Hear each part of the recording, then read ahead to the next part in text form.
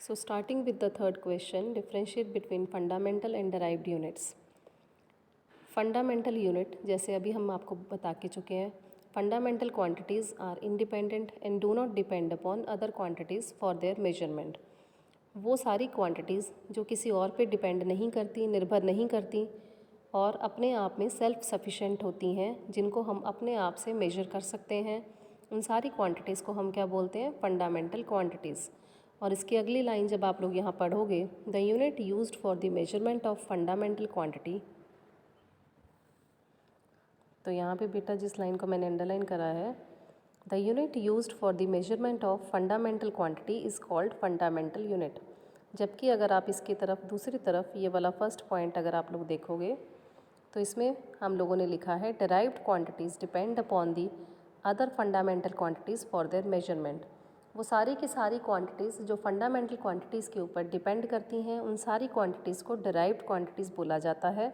और इन derived quantities की measurement के लिए हम जो भी यूनिट्स यूज़ करते हैं, उन सारे यूनिट्स को डेराइव्ड यूनिट्स बोला जाता है। तो आप यहाँ पे डेफिनेशन देख सकते हो, the unit used for the measurement of derived quantity is called derived unit.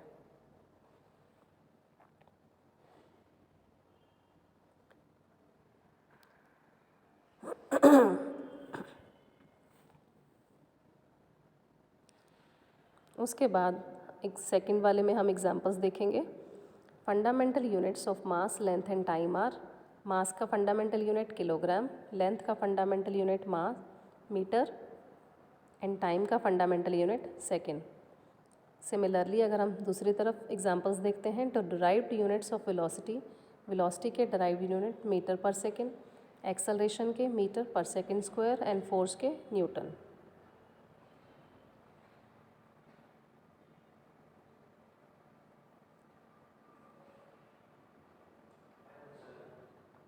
उसके बाद जब हम थर्ड पॉइंट रीड करते हैं, fundamental units can not be broken down into elementary units, in fact these are elementary units. तो fundamental units वो unit हैं जिसको हम फर्दर ब्रेकअप नहीं कर सकते, वो खुद अपने आप में एलिमेंट्री यूनिट्स होते हैं। जबकि इस तरफ derived units can be broken down into elementary units composed of fundamental units. जो ड्राइव्ड यूनिट हैं वो फंडामेंटल यूनिट्स की हेल्प से ही बनाए जाते हैं, उन्हीं से ड्राइव करके बनाए जाते हैं। इसलिए ड्राइव्ड यूनिट्स को तो हम ब्रेक डाउन कर सकते हैं छोटे यूनिट्स में, पर फंडामेंटल यूनिट्स को हम ब्रेक डाउन नहीं कर सकते। Then fourth point, only 7 fundamental units exist in SI system.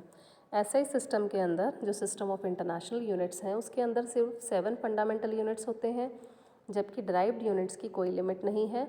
Large number of derived units are available.